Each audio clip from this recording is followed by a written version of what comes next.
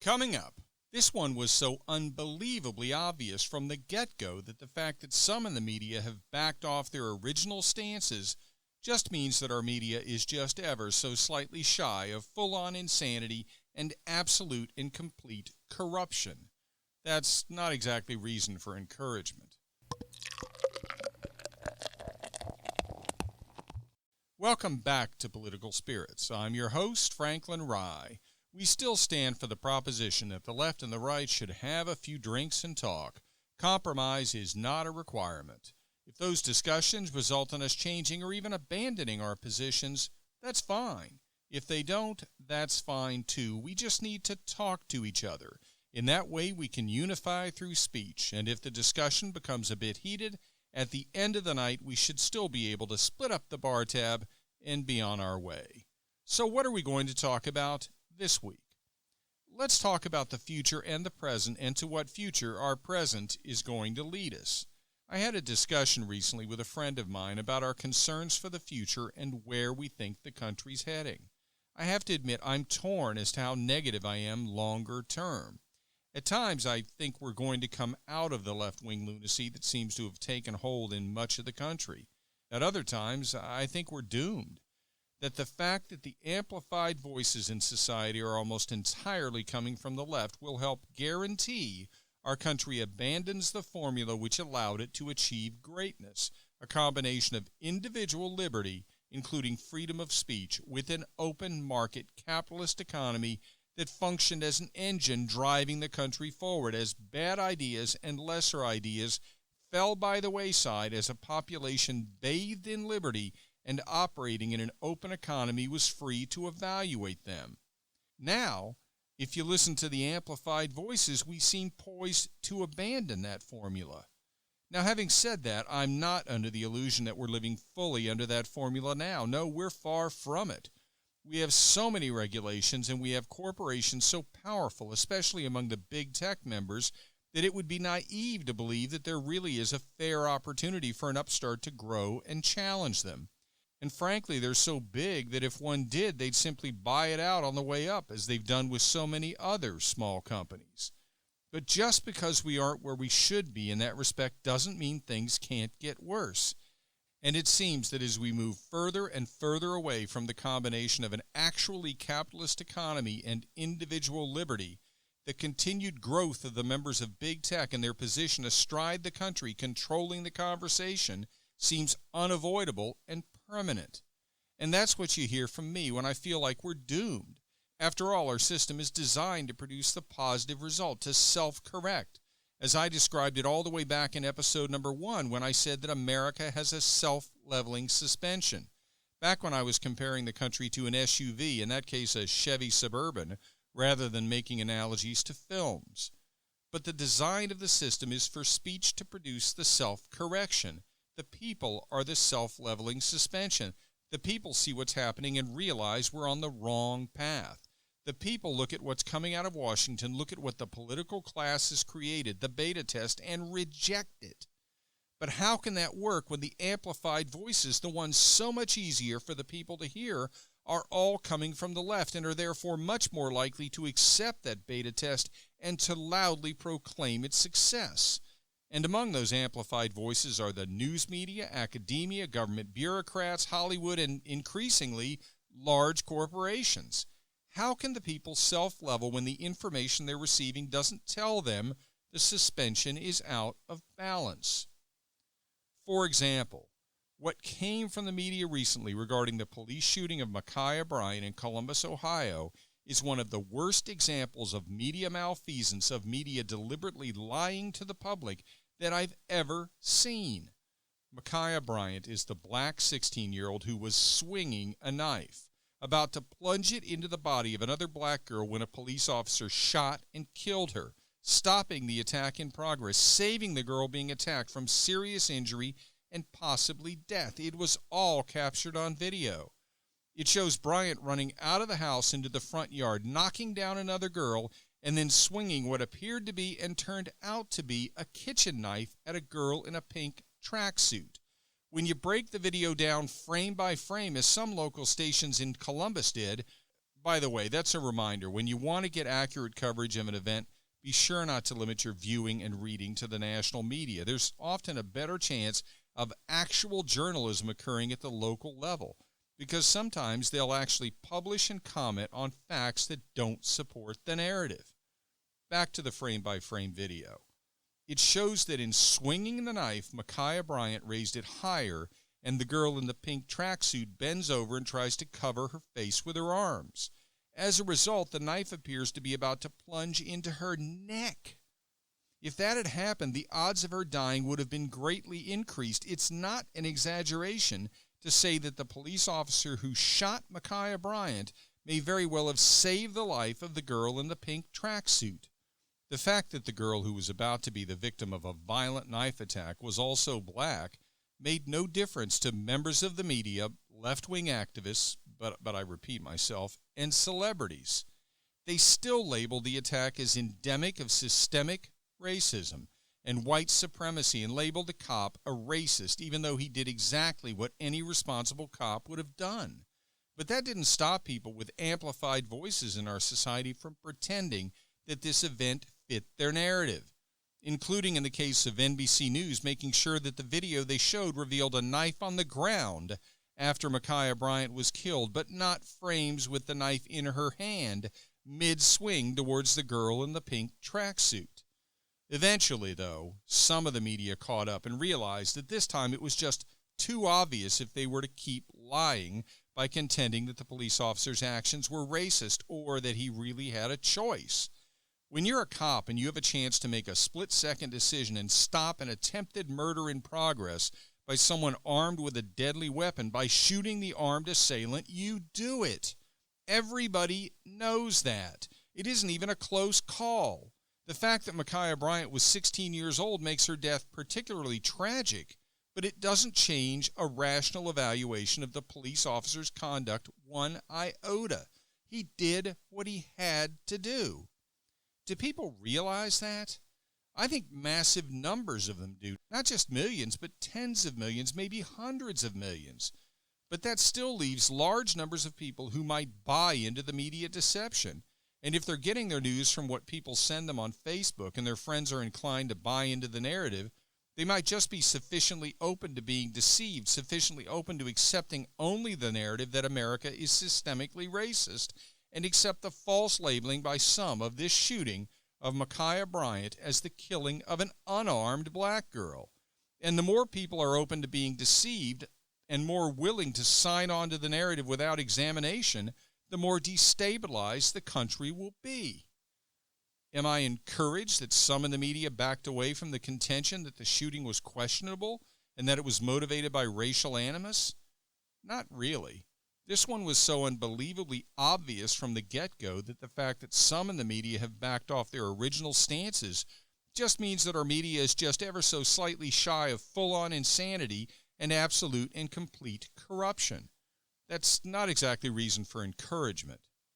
And as we've talked about before, there are plenty of recent examples of the amplified voices in our society voicing absolute falsehoods that defy all common sense, and huge portions of the public either voicing agreement or refusing to label the falsehoods for what they are. You know the subject that I've brought up multiple times on this podcast as an example of the amplified voices in our society expressing opinions that are absolutely contrary to the facts, and much of our society keeping their mouth shut in response, presumably out of fear of upsetting the woke brigades and being subjected to cancel culture, losing jobs or social status or friends or all of them. That subject is transgender athletics and the absolute refusal of so many people to acknowledge that the physical advantages of biological men, regardless of whether they identify as women, in the vast majority of athletic events, is massive in the context of an athletic competition, where success is measured in inches or centimeters and tenths or even hundredths of a second. And it's that subject that helped me tee up the discussion with my friend about how negatively I see the future. One of the questions asked was whether I believe that Americans actually believe it's fair for biological men and boys who identify as females to be competing against biological females in women's and girls' sports. And before I tell you my response, let's just do a level set here. The actual answer as to whether it's fair isn't even close. It's the athletic and public policy equivalent of the police shooting of Ma'Khia Bryan as she was about to plunge a knife into another girl. It was beyond obvious that shooting was justified. It was clearly the right thing to do. A tragic circumstance, but the right thing to do. As to the question of the fairness of biological males who identify as female competing against biological females in female sports, here's how obvious the answer is. As noted in the Duke Law Journal in an article entitled Comparing Athletic Performances, the Best Elite Women to Boys and Men by Dorian Lambast Coleman and Wycliffe Shreve, quote, just in the single year 2017, Olympic, world, and U.S. champion Tori Bowie's 100-meter lifetime best of 10.78 was beaten 15,000 times by men and boys. Close quote. You heard that right. 15,000 times in a single year. Jump it up to the 400-meter distance, and you're addressing the performance of a different female champion. Quote, Olympic, world, and U.S. champion Allison Felix 400-meter lifetime best of 49.26. Just in the single year 2017, men and boys around the world outperformed her more than 15,000 times. Close quote. We've talked about the reasons in prior episodes. Male greater lung capacity, larger muscle mass, lower body fat percentages, more fast-twitch muscle fibers, narrower hips, which produce a more powerful and efficient thrust from the leg muscles. Those are just some of the differences, and they add up to an overwhelming advantage when you're talking about an athletic competition. It's a fact. So when I was asked by my friend the question, do Americans really think it's fair for biological males who identify as female to compete against biological females in women's sports, my answer came in 3 parts.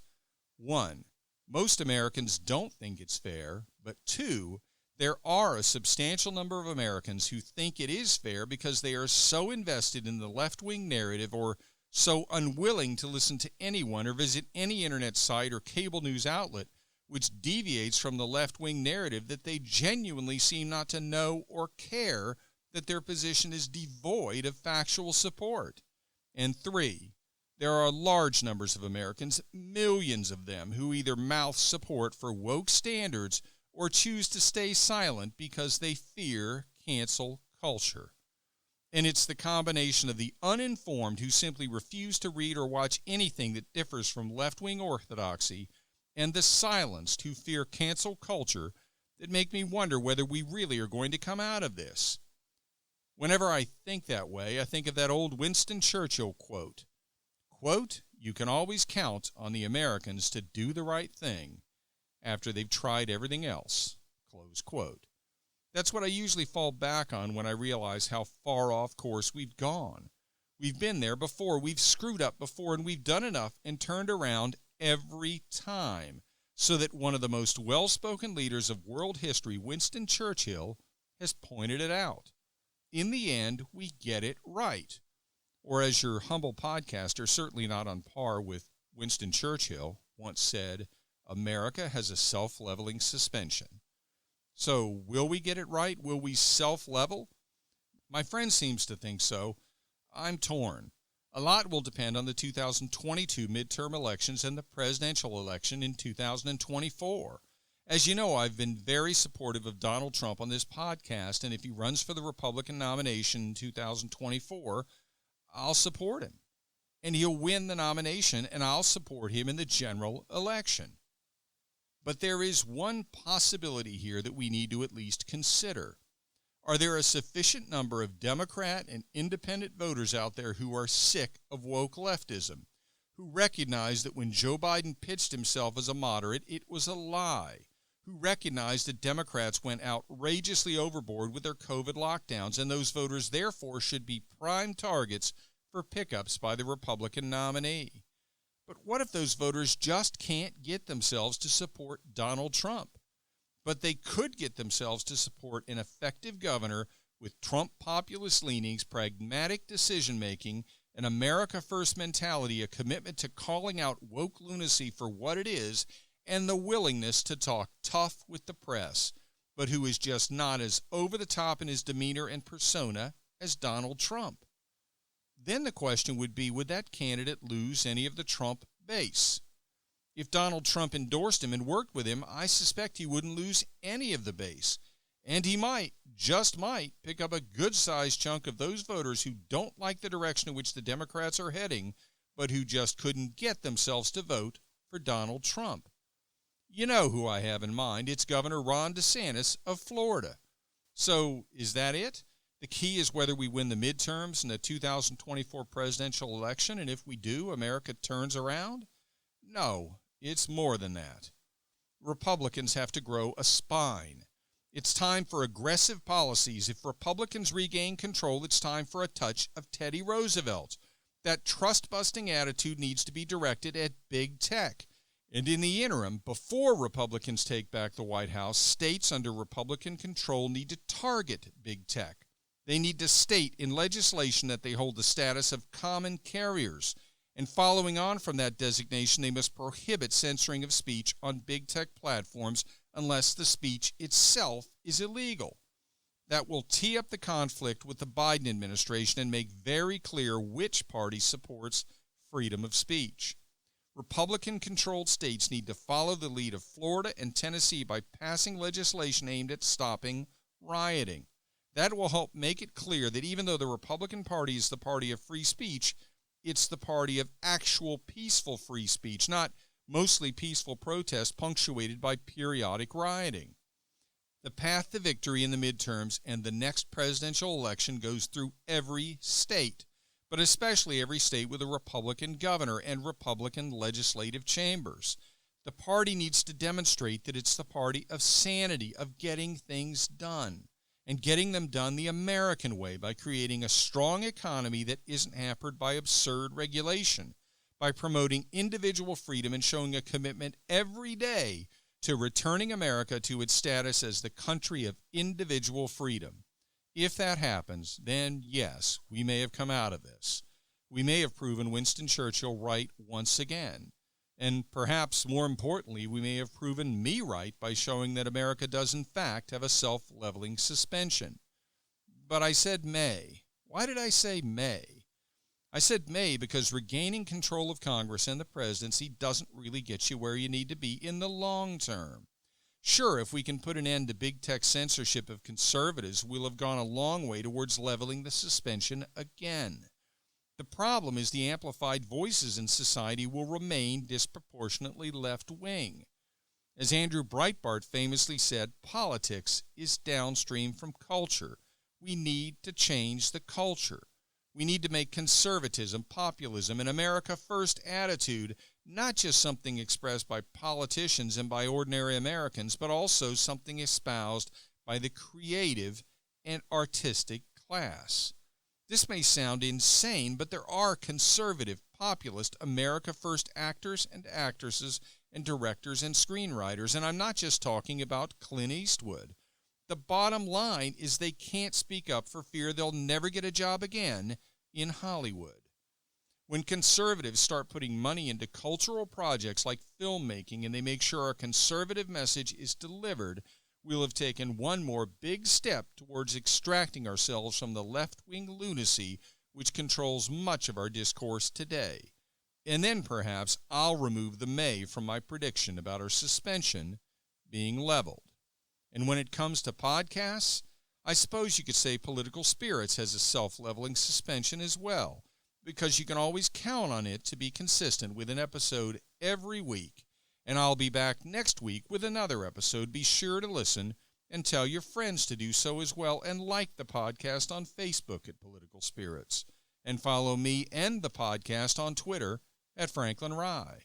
And remember, all episodes are now on YouTube as well, and the YouTube channel is named Political Spirits Network. If you're watching on YouTube, be sure to like and subscribe and hit the notification bell, and select all after you hit the bell. This is Franklin Rye. Thank you for listening.